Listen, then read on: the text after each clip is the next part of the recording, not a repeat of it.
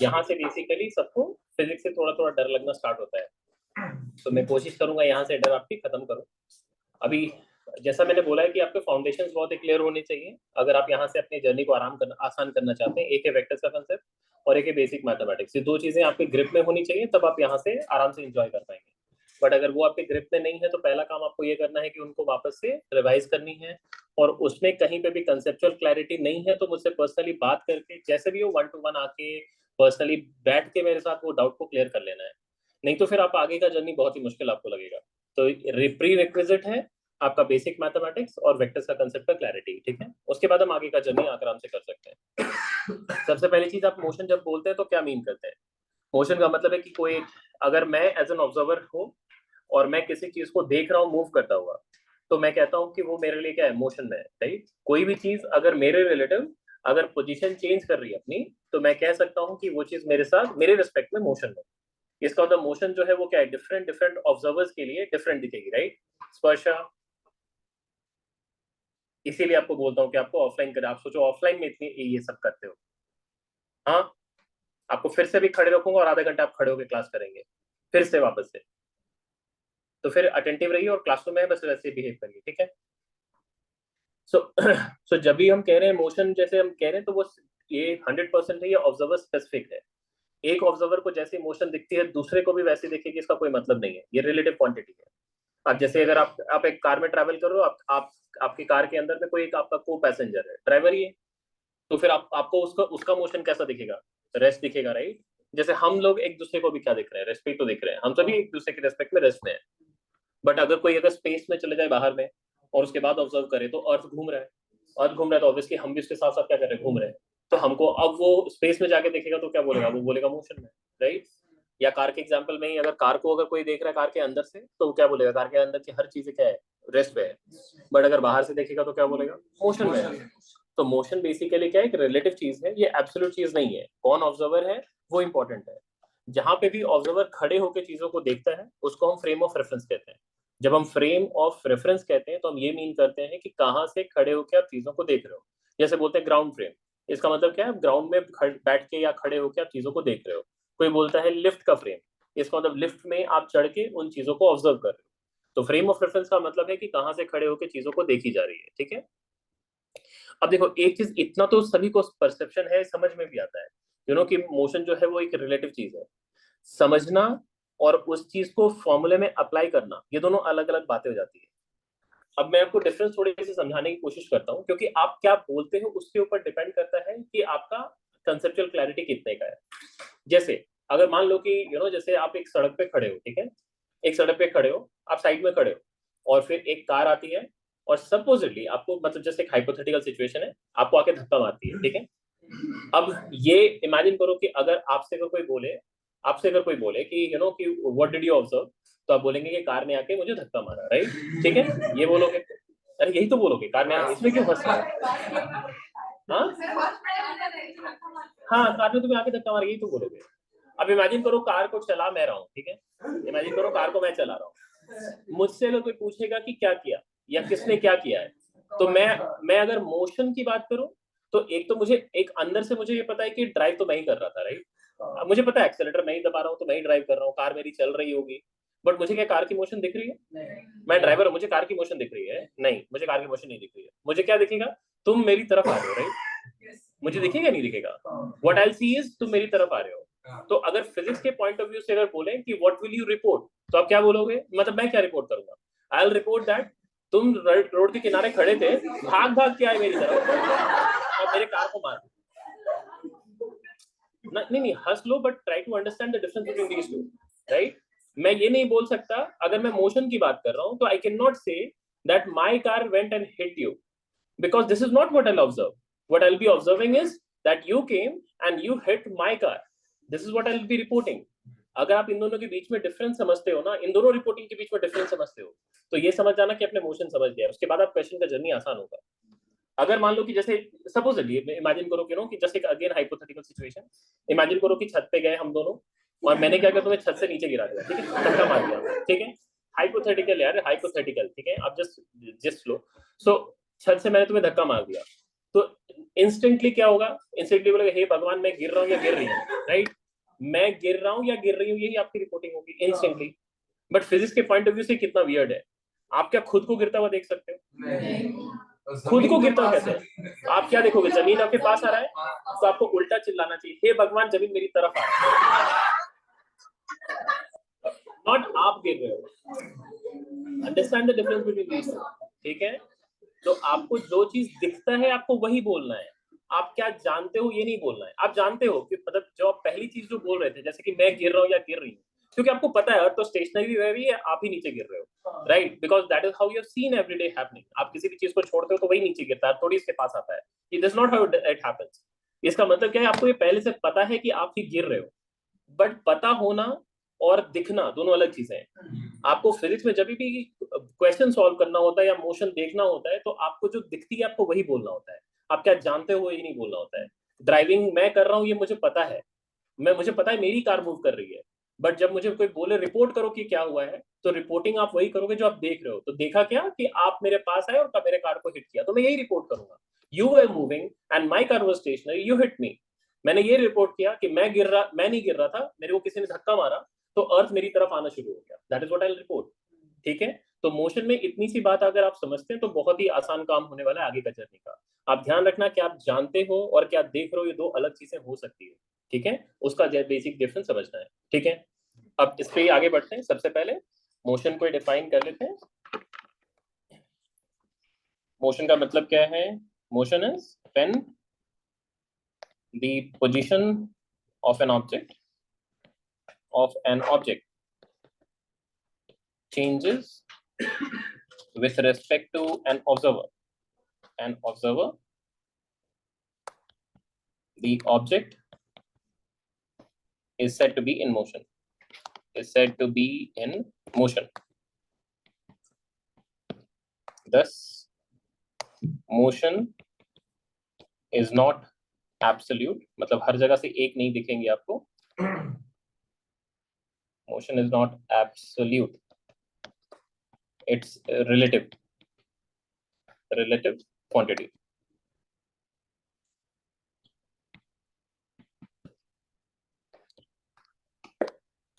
The place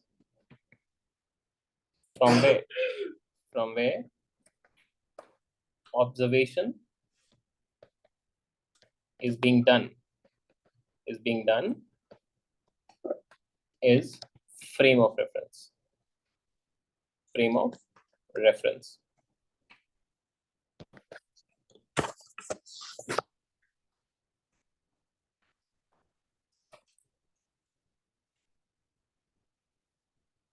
अभी फिलहाल के लिए हम अपने आप को एक वन डायमेंशनल मोशन पे रेस्ट्रिक्ट कर रहे हैं, ठीक है? वन डायमेंशनल मोशन जब हम कहते हैं तो इसका क्या मीन करते हैं कि पार्टिकल बेसिकली क्या होगा, एक स्ट्रेट लाइन में मूव कर रहा होगा। स्ट्रेट लाइन में या तो आगे जाएगा या तो पीछे आएगा, राइट? बट उसमें पाथ बेंड करने का कोई ऑप्शन नहीं है, there is no option of bending the path, क्योंकि पाथ जैसे ही बेंड किया तो वो क्या स्ट्रेट लाइन में नहीं था।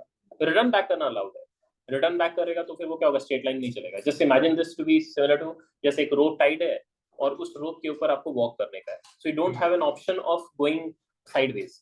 आप साइडवेज जा नहीं सकते, क्योंकि साइडवेज जाओगे तो क्या होगा, नीचे गिर जाओगे। सो इस केस में आप या तो आगे ही जा सकते हैं या तो पीछे ही जा सकते हैं। So this will be a motion in a straight line, जिसको वन डायमेंशनल मोशन कहते हैं। तो यहाँ पे हमारा डिस्कशन जो है सिर्फ और सिर्फ 1D पे रिस्ट्रिक्टेड होगा, ठीक है? सो मोशन इन 1D जब हम कहते हैं तो हम क्या मीन करते हैं? सो motion in 1D, one dimension, means the motion is restricted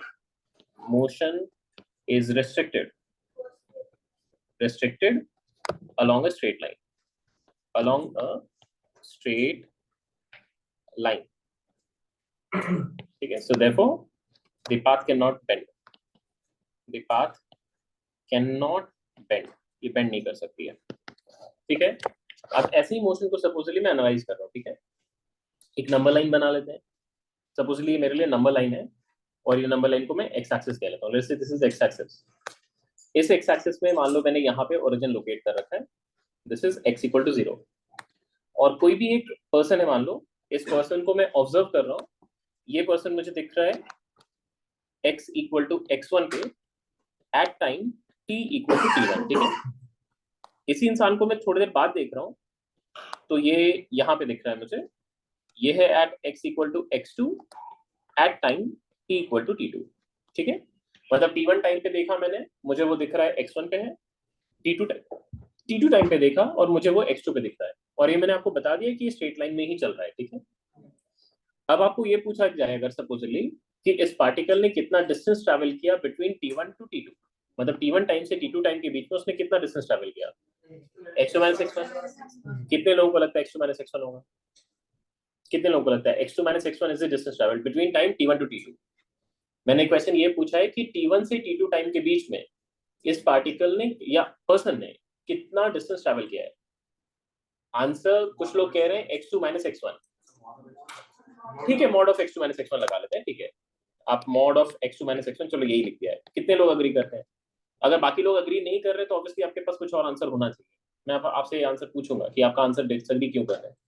sir एक मिनट, क्वेश्चन में क्या बताया दिया गया है कि जो पर्सन है वो स्ट्रेट स्ट्रेट लाइन में चल रहा है, दैट्स इट। ये मोशन इन 1D का है ना, आपको दिखा भी तो रहा हूँ कि एक्सपेक्ट। बताइए। The displacement is x2 minus x1. और डिस्टेंस नहीं का? सर, अगर ये स्ट्रेट लाइन में चल रहा है तो x2 माइनस x1 की तो मतलब अगर स्ट्रेट लाइन में जा रहा है तो बेसिकली ये डिस्प्लेसमेंट और डिस्टेंस सेम ही है, राइट? यही कहना चाह रहे हैं आप, शायद यही कहना चाह रहे हैं, है ना? हाँ। अच्छा, मैं आपको एक प्रैक्टिकल एग्जांपल देता हूँ। मैं आप सिचुएशन को थोड़ा सा रिवर्स करता हूँ, ठीक है, एंड इससे आप ज्यादा लोग कोरिलेट कर पाएंगे, ठीक है। मतलब ये प्रैक्टिकल एग्जांपल है, इसलिए आप सभी कोरिलेट कर पाएंगे। आप इमेजिन करो कि घर पे पढ़ाई कर रहे हो, ठीक है, घर पे पढ़ाई कर रहे हो, आप एक रूम में पढ़ाई कर रहे हो, आपने 2 घंटे पूरे जम के कंसंट्रेट करके पढ़ाई करी, फिर आप बोर हुए। नहीं, ये रियल है, ये रियल है, सच्ची घटनाओं पर आधारित, ठीक है, और स्पर्शा की डेली लाइफ से लिया गया है। आप देखो, सुनो और देखना कि अगर ये होता है या नहीं होता है, ठीक है। मन लगा के हमने 2 घंटे पढ़ाई करी और उसके बाद फिर हम थोड़े से फटीग्ड हो गए। फिर हमने क्या किया, पास में फोन ऑफ था, बेचारा फोन ऑफ था, उसको ऑन करके जस्ट सोचा कि थोड़ा सा फिडल कर लेते हैं, तो फिर स्क्रॉल करना शुरू किया रैंडमली, और उसके बाद फिर उसी वक्त मम्मी रूम में प्रकट हो गई।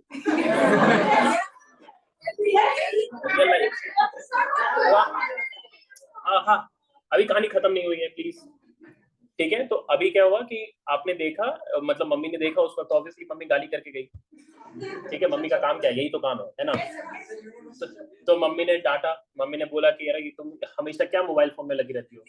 तो तुम बेचारे पिस्ड ऑफ हो गए, तुम बोले यार मम्मी अभी उठाया था, तो 2 घंटे से पढ़ाई करी, तो तुम नहीं देख रहे थे। तो मम्मी तो मानने को तैयार नहीं है, तो तुम अपने आप को कन्विंस कर ली, ठीक है इसको बोल के कोई फायदा नहीं है, तुम फोन बंद कर देते हैं।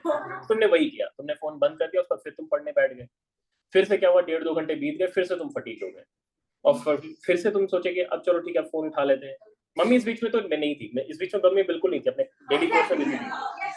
अब फिर से तुमने जैसे ही फोन उठाया, मम्मी सामने प्रकट हो गई उसी वक्त, बिल्कुल जैसे होता है ना, भगवान जैसे प्रकट हो गए जैसे। हाँ, तो वही करती है। मैंने तो बोला डेली लाइफ से आधारित है। अच्छा ठीक है, अभी इंपॉर्टेंट बात क्या है, ये इस एग्जांपल को मैंने यहाँ क्यों दिया है मैं आपको ये बताता हूँ, ठीक है, इट्स रिलेटेड। तो जैसे मम्मी ने क्या किया, तुम्हें एक टाइम पे ऑब्जर्व किया, मान लेते 10 बजे ऑब्जर्व किया था, ठीक है। उन्होंने देखा कि तुम मोबाइल फोन लेके घाटा घाटी कर रहे थे, तो उन्होंने बोला कि मोबाइल फोन घाट रहे हो, डांटा। फिर वो 12 बजे आई 2 घंटे के बाद, और उन्होंने फिर से देखा कि तुम मोबाइल घाट रहे थे, तो उनका कंक्लूजन ये है कि थ्रू आउट 2 घंटे तुम मोबाइल घाट रहे थे। क्या ये सही है? नहीं। ओके, तुमने ये देखा कि t इक्वल टू t1 पे पार्टिकल x1 पे है, t इक्वल टू t2 पे पार्टिकल x2 पे है। इसके बीच में वो कैसे ट्रैवल किया गया ये तो पता है तुम्हें? तुमने ये अज्यूम कर लिया कि डायरेक्टली वो x1 से x2 गया है, बट ये भी तो हो सकता था कि वो आगे जाके पीछे आ सकता था, ऐसा पॉसिबिलिटी था। क्या ये पॉसिबिलिटी था ये पीछे जाके आगे जा सकता था? क्या ये पॉसिबिलिटी था ये इसके बीच में नाच नाच के फिर इधर गया? राइट? क्यों नहीं हो सकता? उसके इंटरेस्ट का कोई चीज बीच में झूल रहा है, राइट? तो वो आगे पीछे क्यों नहीं कर सकता? तो ये भी तो पॉसिबिलिटी है। इसका मतलब out of infinite number of possibilities, out of infinite number of possibilities तुमने सिर्फ एक ही पॉसिबिलिटी के बारे में सोचा कि डायरेक्टली वो x1 से x2 में गया। तो ये वो डिस्प्लेसमेंट है। आपको इसका मतलब इंपॉर्टेंट बात क्या है? इंपॉर्टेंट बात ये है कि डिस्टेंस ट्रैवल निकालने के लिए आप सिर्फ इनिशियल एंड फाइनल पोजीशन को देख के आप कंक्लूजन ड्रॉ नहीं कर सकते. You will not be able, nobody amongst us will be able to calculate. Nobody amongst us. मैं भी नहीं निकाल सकता क्योंकि मुझे पता ही नहीं जब वो कैसे मूव किया, तो मैं कैसे बताऊंगा. आप सिर्फ ये बता रहे हो इस वक्त यहाँ है, इस वक्त यहाँ है, अब बीच में कहाँ गया मुझे क्या पता है. आप पूरे ट्रैक रिकॉर्ड दो कि कहाँ से कहाँ गया, तब मैं डिस्टेंस ट्रैवल बता पाऊंगा. पूरा ट्रैक रिकॉर्ड दो तो फिर बता पाएंगे. तो यहाँ पे ट्रैक रिकॉर्ड नहीं है उसका, इस वजह से हम डिस्टेंस ट्रैवल नहीं फाइंड कर सकते. क्या आपको बात समझ आई? तो पोजीशन से डिस्टेंस ट्रैवल नहीं निकाली जा सकती है. क्या निकाली जा सकती है? Displacement. Displacement is the shortest line connecting initial and final position, जो कि आपका एक वेक्टर क्वांटिटी है. तो अगर आप इनिशियल पोजीशन से फाइनल पोजीशन की तरफ अगर आप एक लाइन कनेक्ट करते हो, that will be called as displacement of the particle. Displacement just change in position ही है. अगर आप ध्यान से देखोगे तो जैसे अगर मैं इस इनिशियल पोजीशन से इस फाइनल पोजीशन के बीच में अगर मैं एक लाइन कनेक्ट करता हूँ, ये वेक्टर क्वांटिटी तो ऑब्वियसली एरो भी होगा, ठीक है, डायरेक्शन भी होगा. इनिशियल से फाइनल की तरफ देखो, एरो मार्क का पोजीशन देखो आप, इनिशियल से फाइनल पोजीशन की तरफ मैंने लगा रखा है. तो इसको हम कह रहे हैं this is displacement of particle. इस डिस्प्लेसमेंट को अगर मैं अगर सिंबल डेल्टा एक्स लिख रहा हूँ, ठीक है, डेल्टा एक्स क्यों लिखा है मैंने? क्योंकि एक साथ चेंज हो रहा है, राइट. सो डिस्प्लेसमेंट की अगर आप बात करते हो, डिस्प्लेसमेंट ऑफ पार्टिकल, तो इसको हम डेल्टा एक्स से इंडिकेट कर रहे हैं, which is x2 minus of x1. इसको आप ध्यान रखेंगे, दिस इज शॉर्टेस्ट लाइन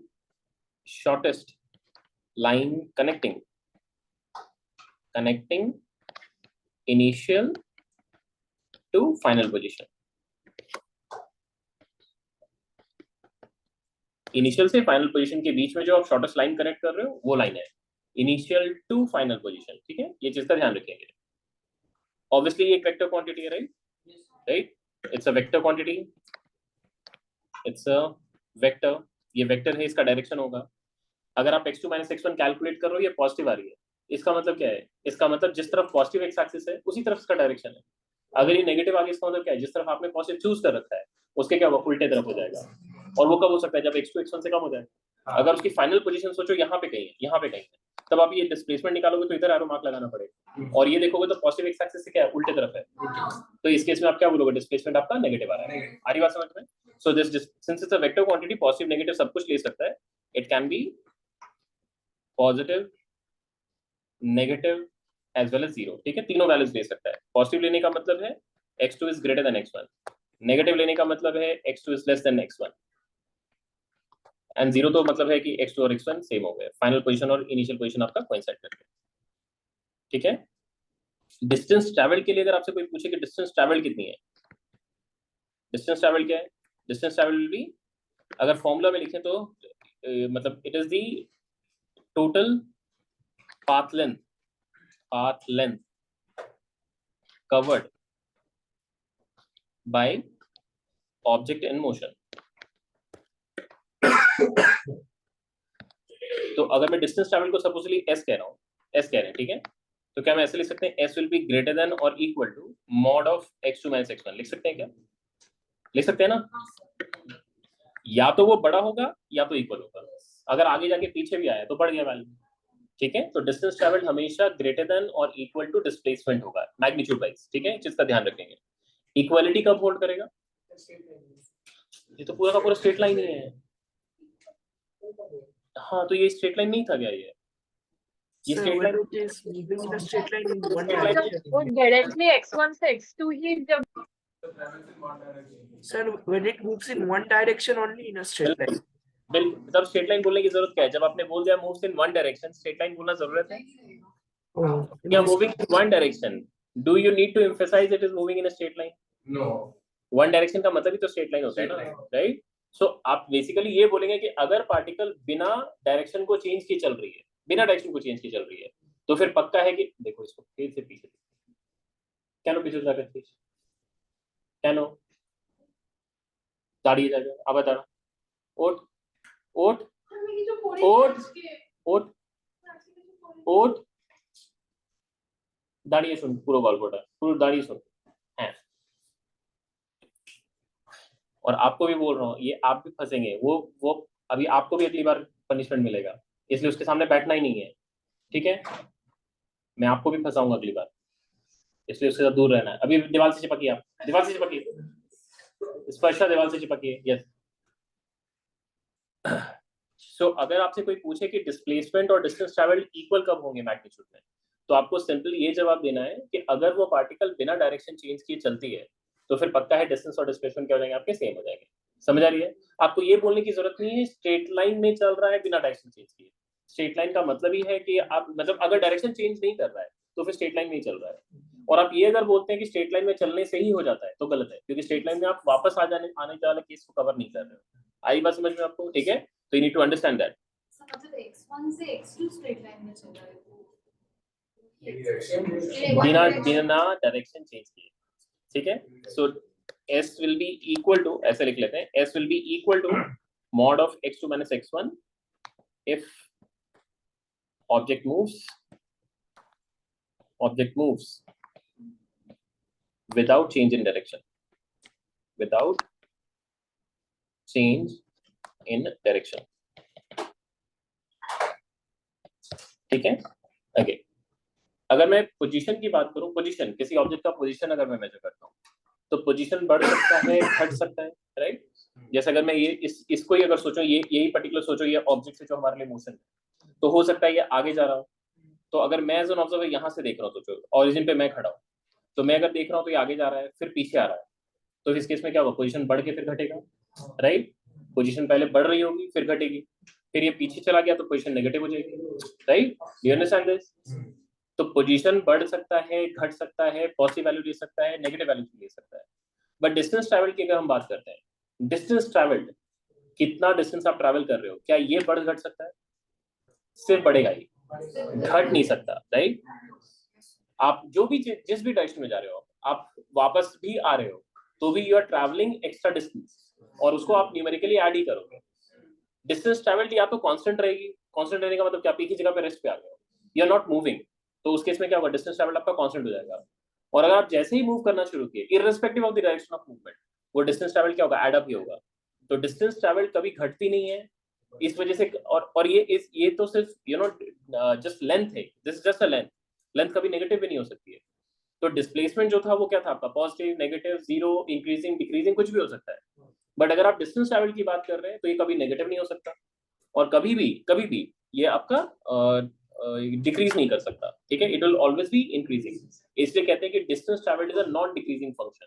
जैसे हम टैन के लिए बोलते थे, रिमेंबर टैन की वैल्यू क्या होती थी, कंटिन्यूअसली इंक्रीज करती थी, रिमेंबर, कभी घटती नहीं थी।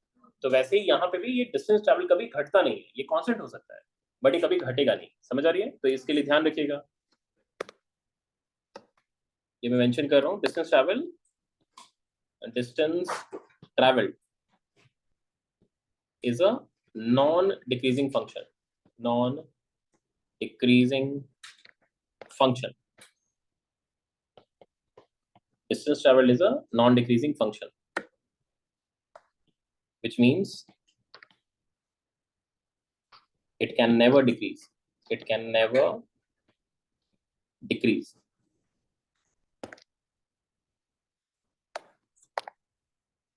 And since it's the total path length,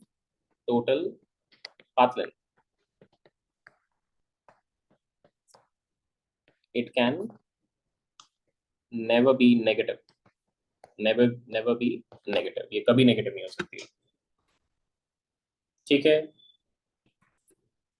अब अगर सोचो, अगर आपको किसी ने ऐसे एक एग्जाम्पल में दिखा रहा हूं आपको, देखो, मान लेते हैं कि अगर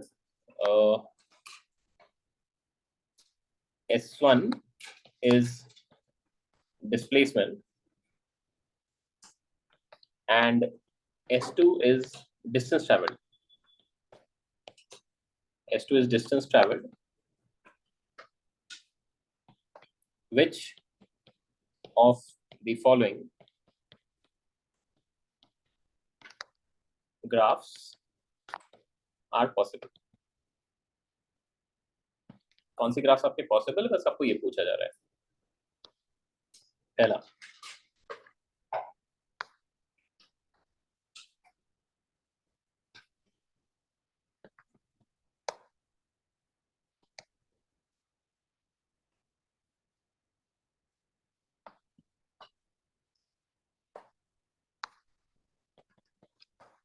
अब अपने अपने जस्टिफिकेशन याद रखिएगा, ठीक है। अब आप ऑब्वियसली मैं ड्रॉ कर रहा हूँ, आपके दिमाग में ऑलरेडी चल रहा होगा आंसर्स, ठीक है। क्या हो गया? फर्स्ट वाले में S2 नहीं है, सेकंड वाले में S2 है।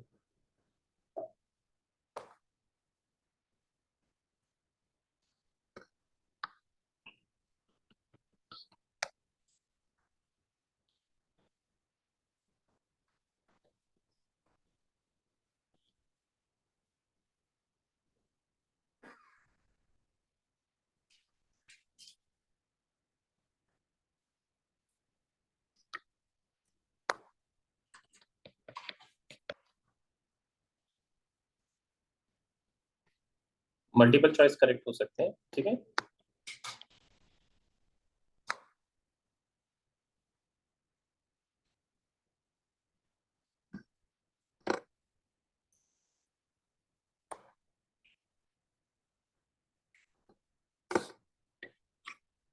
बताइए इसमें से कौन कौन से करेक्ट हो सकते हैं।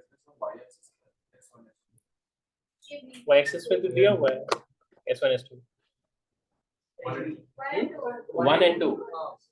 Okay, So only one, first and second are possible. first and second are possible. Okay, let's see whether you have scored correct or not. First वाला तो obviously दिख रहा है आपको कि first is displacement, तो positive, negative, zero, increasing, decreasing कुछ भी हो सकता है, right? तो ये correct है, ठीक है। पॉजिटिव नेगेटिव S1 की वैल्यू बस वही इंपॉर्टेंट है कि आपको ये ध्यान रहे कि S1 positive negative zero increasing decreasing कुछ भी हो सकता है, ठीक है। But S2 is distance travelled, right. Distance travelled हमेशा बढ़ेगा ही, घटेगा नहीं कभी, तो बढ़ रहा है। बट एक प्रॉब्लम है, t इक्वल टू 0 पे एक नॉन जीरो वैल्यू मैंने दिखा रखा है। t इक्वल टू 0 पे एक नॉन जीरो वैल्यू है, ये कैसे हो सकता है? The particle can have a non zero position initially, it can have a non zero position initially, but zero position कैसे यहाँ पे दिखाएंगे आप? Initially distance travelled already non zero है। डिस्टेंस कब वो ट्रैवल करेगा? जब आप ऑब्जर्व करना स्टार्ट करोगे। आपने ऑब्जर्वेशन कब स्टार्ट किया? t इक्वल टू 0 पे। तो अगर t इक्वल टू 0 पे ही ऑब्जर्वेशन स्टार्ट है, तो उस वक्त डिस्टेंस ट्रैवल कितना होगा? जीरो ही तो होगा। आपने जब ऑब्जर्वेशन स्टार्ट किया, जैसे मैंने इसको ऑब्जर्वेशन सपोजली मैं यहाँ पे एग्जांपल पे लेता हूँ, मान लो कि ये t इक्वल टू 0 हुआ होता है, let us say this was t equal to 0, ठीक है। और मैंने इसको अभी देखना स्टार्ट किया है, अभी मैं एज एन ऑब्जर्वर यहाँ से देख रहा हूँ, क्या मैं t इक्वल टू 0 पे उसको बोलूंगा ऑलरेडी वो डिस्टेंस ट्रैवल कर रहा है? नहीं। अभी तो इसके बाद जब वो जाना शुरू करेगा तब तो मैं बोलूंगा डिस्टेंस ट्रैवल कर रहा है वो। तो t इक्वल टू 0 पे आप एक non zero, t equal to 0 पे एक नॉन जीरो डिस्टेंस ट्रैवल नहीं शो कर सकते, ठीक है। तो यहाँ पे ये नॉन जीरो डिस्टेंस ट्रैवल मैंने शो कर रखा है, वही आपका क्या है? गड़बड़ है। This is non zero at t equal to 0, not possible. एक और चीज है, मैं एक बार बोल देता हूँ, उसके बाद फिर आप बोलेगा, ठीक है। उसी वजह से स्ट्रिक्टली अगर स्पीक करें, बोले अगर, तो ये भी आपका एक्चुअली गलत हो गया, क्योंकि t इक्वल टू 0 पे ऑलरेडी वो एक डिस्प्लेस्ड अमाउंट पे है, मतलब वो कह रहा है कि डिस्प्लेसमेंट है उसका। आप पोजीशन बोल सकते हो, अगर ये S1 की जगह अगर ये पोजीशन होता, मतलब ये मैं बोल रहा था this was just position not displacement but this was position, then this would have been correct. आ रही बात समझ में आपको? Then this would have been correct कि आप पोजीशन बोल रहे हो, तो पोजीशन तो मेरे से एक नॉन जीरो, जैसे आप अभी खड़े सब बैठे हो, तो मैं अगर बोलूंगा तो आप सभी का एक नॉन जीरो पोजीशन है, क्योंकि मैं अगर ओरिजिन को इंडिकेट कर रहा हूं, मेरी लोकेशन अगर ओरिजिन है, तो आप सभी का एक नॉन जीरो पोजीशन है। बट क्या इसका मतलब आप डिस्प्लेस कर चुके हो, ये मतलब आप पहले मेरे लोकेशन पे थे और अभी डिस्प्लेस करके वहां जा चुके हो। This is weird, right? ये तो नहीं है सिचुएशन। इसका मतलब क्या है? इसका मतलब आप डिस्प्लेसमेंट में भी नॉन जीरो वैल्यू स्टार्टिंग में नहीं शो कर सकते, ठीक है। तो जिन्होंने भी 1 और 2 दोनों को करेक्ट माना था, ये बेसिकली क्या है? गलत हो गया, ठीक है। तो ये दोनों ही इनकरेक्ट है।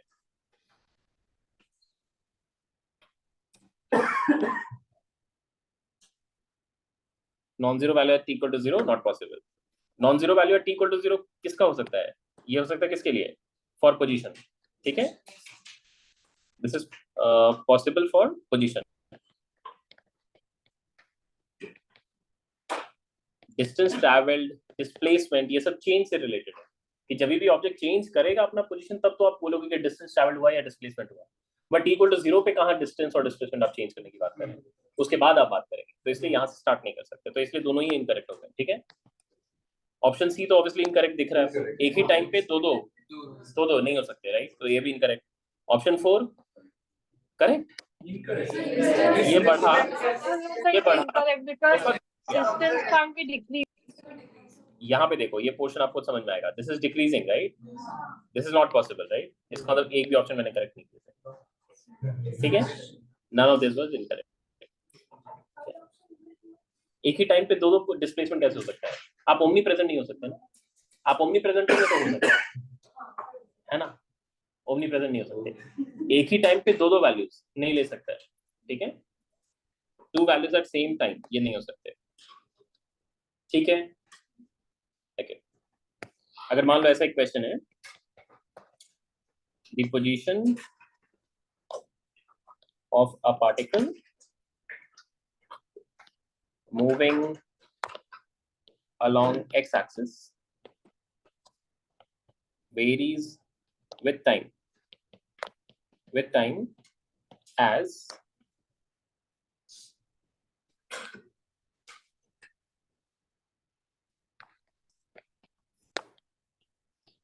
x is in meters and t is in seconds.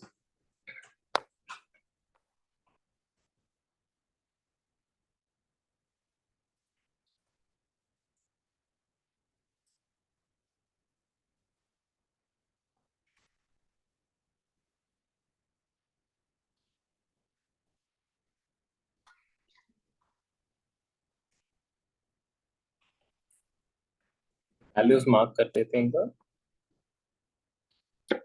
let's say this is 4, this is 10, this is say 5, this is 12, this is 14. आपसे पूछा जा रहा है find distance traveled and displacement in the interval t equal to 0 to t equal to 16 seconds. okay, यहाँ पे mark करना भूल गया मैं, इसको मार्क कर लीजिए, अब ये -2 लिख लीजिएगा। हाँ 16 सेकंड,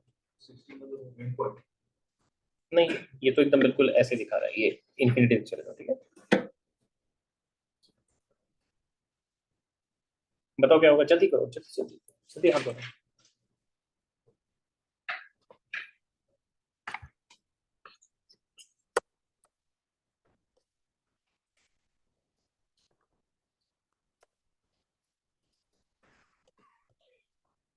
पहले ग्राफ को इंटरप्रेट करना सीखेंगे, ग्राफ को इंटरप्रेट करो कि इस ग्राफ से क्या मतलब निकल रहा है।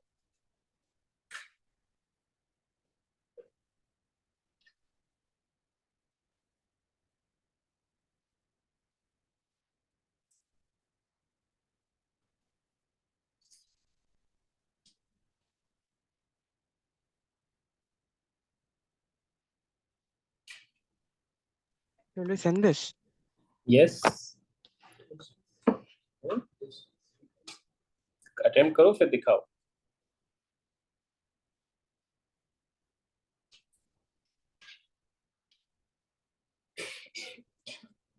Sir, should I send it?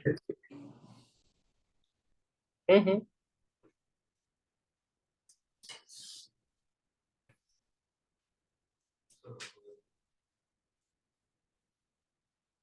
देखा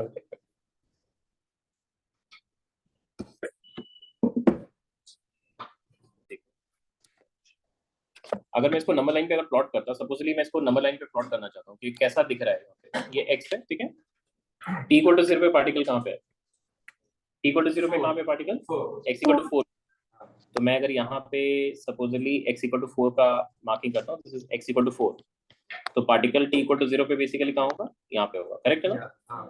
उसके बाद वो किधर गया है, 4 से 10 पे चला गया, तो ये आगे मूव किया है, ये पक्का है ना, आगे मूव किया, तो यहाँ जाके ये फिर मैक्सिमम कितने दूर पहुंचा है, कहाँ पे पहुंचा वो 10 तक, तो ये बेसिकली आपका ये मैक्सिमम पोजीशन है इसका, this is x equal to 10, और ये यहाँ पे कब पहुंचा है, t इक्वल टू कौन सा पे, t इक्वल टू 5 सेकंड्स पे, राइट। उसके बाद फिर वो डायरेक्शन रिवर्स कर रहा है, दिख रहा है आपको, क्योंकि पोजीशन घट रही है, वापस से वो कहाँ पहुंच गया, ओरिजिन पे, राइट, ओरिजिन पे कब पहुंचा वो 12 सेकंड्स पे। तो यहाँ पे अगर मैं इसका दिखाऊं पार्ट, तो ये कुछ ऐसा दिखना है आपको, राइट। ये है आपका ओरिजिन कहीं पे होगा,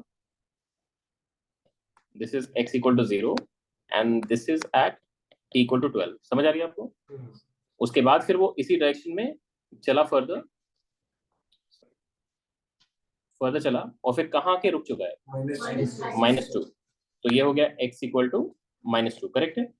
और ये कब है यहाँ पे, 14 सेकेंड्स या any time greater than 14 seconds. So this is at t greater than और इक्वल टू 14 सेकेंड्स, करेक्ट है। ठीक है, अब बस अब तो आपको इजीली दिखना चाहिए कि डिस्टेंस ट्रैवल और डिस्प्लेसमेंट क्या है। डिस्टेंस ट्रैवल अगर निकालेंगे तो क्या करेंगे, पहले आप यहाँ का लेंथ निकालेंगे, राइट। ये वाले पोर्शन में लेंथ कितनी आएगी, 10 में से 4 सब्ट्रैक्ट करो, कितना आएगा, 6 मीटर, राइट।